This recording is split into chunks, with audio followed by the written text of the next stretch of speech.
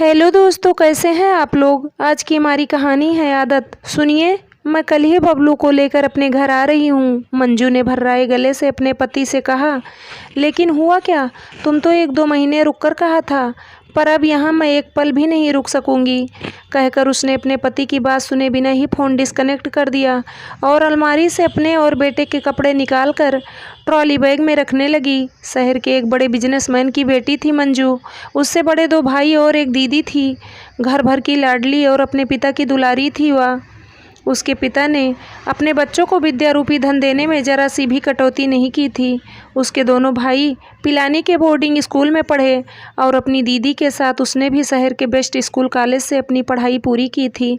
पढ़ाई पूरी करके दोनों भाई अपने पिता के बिजनेस में हाथ बटाने लगे।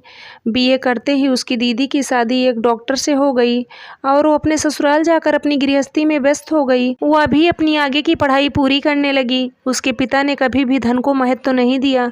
वह जो भी कमाते अपने परिवार की सुख सुविधाओं और बच्चों की खुशियों पर खर्च कर देते थे। उनके लिए रिश्ते और अपनों का प्यार महत्वपूर्ण था, लेकिन उसकी माँ, उनके लिए तो पैसा ही सब कुछ था। वह अपने रिश्तेदारों पर पैसे लुटाकर उन पर अपना रौब दिखाती रहती, जिसकी वजह से कभी कभी उसके पिता को आर्थिक समस्याओं का सामना भी करना पड़ता था। उसके बीए पूरा होने से पहले ही घर में 2 भाभियां आ गई थी। दोनों ही धनाढ्य परिवार से संबंध रखती थी, परंतु दोनों का ही व्यवहार बहुत अच्छा था। बीए की परीक्षा देते ही उसके पिता ने अपने बचपन के मित्र राधे श्याम जी के बेटे अमित, जो पीडब्ल्यूडी में कार्यरत था, उससे उसका विवाह करा दिया। अमित के पिता एक सरकारी कर्मचारी थे। सादा जीवन, उच्च विचार उनकी विचारधारा थी। अमित भी जितना है उसी में संतुष्ट रहने वाला लड़का था। फिजूल खर्ची और दिखावा करने में वह जरा भी विश्वास नहीं करता था। इसीलिए मंजू की शादी में उसके ससुराल से जो भी कपड़े गहने आए थे, वो उसकी भाभियों को पसंद नहीं आए। उन्होंने अप्रत्यक्ष रूप से मंजू के ससुराल वालों को ताने मारे, जो अमित को बहुत बुरा लगा, परंतु उन्होंने मंजू से कुछ नहीं कहा। विवाह के बाद जब मंजू पहली बार मायके आई तो उसने सबको उपहार दिए, जिसे देखकर उसकी दीदी बोली, ये क्या उठा कर लाई है तू? इससे अच्छे तो मेरे घर के नौकर पहनते होंगे दीदी, लेकिन मेरे ससुर ने भी तो अपनी तरफ से अच्छा ही दिया है। घर में सास है नहीं तो उन्हें जैसा समझ आया दिया। उसने अपनी दीदी को समझाने का प्रयास किया, तभी वहाँ माँ आ गई और उन्होंने भी उपहार देखकर उसके ससुर का खूब मजाक बनाया। उसे अच्छा नहीं लगा। वह अपने पिता के पास जाकर रोने लगी तो उन्होंने उसे समझाया, देखो बेटी, अपनी माँ और दीदी के स्वभाव को तो तुम जानती ही हो। कमियां निकालना तो उनकी पुरानी आदत है। तुम्हारे लाए सभी उपहार मुझे तो बहुत पसंद हैं।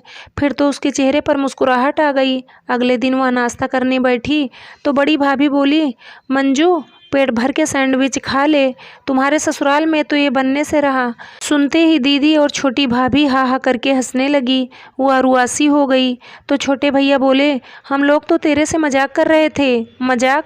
इसी घर की तो बेटी थी वह, और एक ही दिन में वह मजाक की वस्तु बन गई। ना जाने क्यों उसे अब वह घर पराया सा लगने लगा। ये तो अच्छा हुआ था कि अमित जरूरी काम कहकर तुरंत लौट गए थे, वरना ये सब देखते सुनते तो उन्हें एक बार को तो उसका मन ऐसा किया कि कल ही वापस चली जाए। लेकिन फिर वहाँ पापा जी को क्या कहती? मायके की शिकायत? नहीं, उसे तो अपने पिता और ससुर दोनों के ही सम्मान को बचाना था। आखिर दोनों ही तो उसके अपने थे। 2 दिनों के बाद जब वह अपने ससुराल जाने लगी तो किसी ने भी उसे रोकने की कोशिश नहीं की, ना माँ ने और ना ही भाभी ने। शायद अब वह उनके लिए एक बोझ बन गई थी। हाँ, उसके पापा की आंखें जरूर नम थी। अपनी आंखों से बहते आंसुओं को छिपाती हुई वह गाड़ी में बैठ गई और रास्ते भर यही सोचती रही कि क्या सभी का मायका ऐसा ही होता है। कितने उत्साह से वह यहाँ आई थी, लेकिन क्या रिश्तों से अधिक हैसियत का महत्व है? उसने सोच लिया कि अब वह यहाँ कभी नहीं आएगी। लेकिन मायके का मोह किसी लड़की से कभी छूटता है क्या? कुछ महीनों के बाद उसे मालूम हुआ कि उसके पिता को लकवा मार गया है। तब वह अपने को रोक ना सकी। सोचा कि अपनों से नाराजगी कैसी। वह पिता से मिलने अमित के साथ अपने मायके आ गई। इशारे से ही अपनी बेटी से बात करके वह बहुत खुश हुई। रात को डिनर के लिए घर के सभी लोग डाइनिंग टेबल पर खाने बैठे थे। डिनर के बाद छोटी भाभी सभी को स्वीट डिश में रसमलाई देने लगी। अमित के हाथ में भी रसमलाई का बाउल दिया गया। उसने रसमलाई का पहला टुकड़ा मुंह में डाला ही था कि बड़ी भाभी ने उसे टोक दिया, जी भर के खा लीजिए अमित जी, आपकी सैलरी में तो यह खाना संभव ही नहीं नहीं होगा। बेचारी हमारी मंजू, उसे तो रसमलाई बहुत पसंद है। व्यंग से वो मुस्कुराई। बड़ी भाभी, ये क्या कह रही हैं आप? गुस्से से मंजू चीख पड़ी। तब तक तो अमित बाउल टेबल पर रख चुका था। मुंह का निवाला भी वॉश बेसिन में निकाल कर वह कमरे में जाकर अपना बैग लिया और मंजू से बोला, मैं जा रहा हूँ, तुम्हारा जब जी चाहे चली आना। इतनी रात को? सुबह चले जाइएगा। लेकिन अमित मंजू की बात सुने बिना ही बाहर निकल गया। पति का अपमान मंजू से बर्दाश्त नहीं हुआ। वह माँ से बोली कि अमित भी तो इसी घर के दामाद हैं माँ। भाभी जीजा जी का बड़ा आदर करती हैं, फिर अमित का क्यों नहीं? मुझे भी वो लोग जब तब किसी न किसी बात पर ताने देती हैं। ऐसा क्यों माँ? तेरी गलतफहमी है। सलाज नंदोई के बीच तो हंसी मजाक चलता ही रहता है। और फिर देख, तेरी भाभियाँ और तेरे जीजा जी अमित से उम्र और हैसियत में बड़े हैं। कुछ कह भी दिया तो अमित को तो गुस्सा नहीं करना चाहिए था। माँ ने भी अमित को ही गलत ठहराया या उसके लिए असहनीय था। ये कैसे रिश्ते हैं जो इंसान की हैसियत के अनुसार बदल जाते हैं? मेरी ही माँ है, मेरी ही बहन है, इन्हीं के साथ मेरा बचपन बीता है और आज इन्हें मेरे से तनिक भी लगाव नहीं है। खून के रिश्तों का रंग सफ़ेद होते देख उसे अपनी आंखों पर विश्वास नहीं हो रहा था।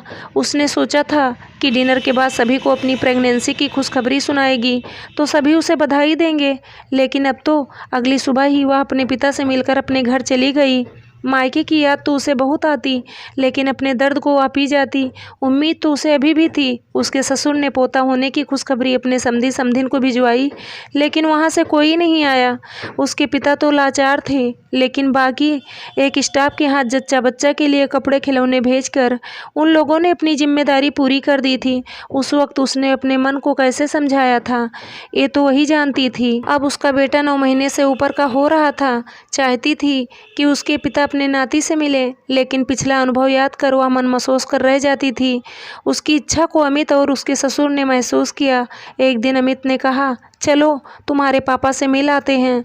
लेकिन भाभी, उसने आपत्ति जताई तो अमित मुस्कुराए जैसे कह रहा हो, इट्स ओके।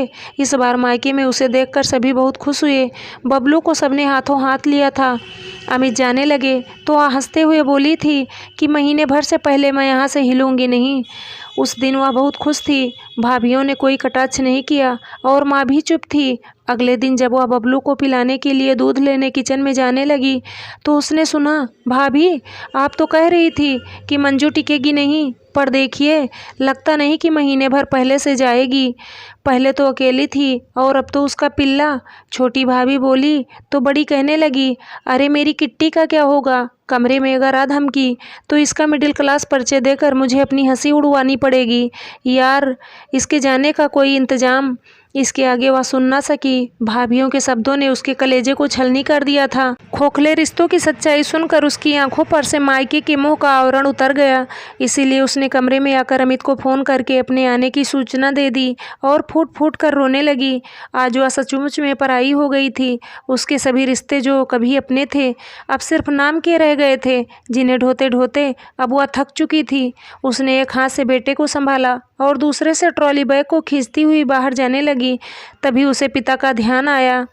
वह धीरे से उनके कमरे में गई और पिता के चरण स्पर्श करते हुए बोली, पापा मुझे क्षमा कर दीजिए, मैं इन नाम मात्र रिश्तों को अब नहीं। उसकी आंखों से अश्रुधार बहने लगी। अपनी लाडली की आंखों में आंसू देखकर उसके पिता भी रो पड़े। पिता के आंसू पोंछकर वह बाहर निकल गई। इतनी जल्दी बहू को मायके से वापस आते देख मंजू के ससुर सब समझ गए। रात को अमित कुछ पूछते, मंजू ने उसके कंधे पर अपना सिर रख दिया और बोली, अमित, मायके के मृत प्राय रिश्तों को मैं हमेशा के लिए छोड़ आई हूँ। उसकी आंखों से निकले आंसू की 2 बूंद उसके गालों पर आ लुढ़क गए। उम्मीद करती हूँ दोस्तों आप लोगों को मेरी कहानी ज़रूर पसंद आई होगी। अगर आप लोगों को मेरी कहानी पसंद आई है तो प्लीज़ आप हमारे चैनल को सब्सक्राइब करें, लाइक करें, शेयर करें और एक प्यारा सा कमेंट करें। धन्यवाद दोस्तों।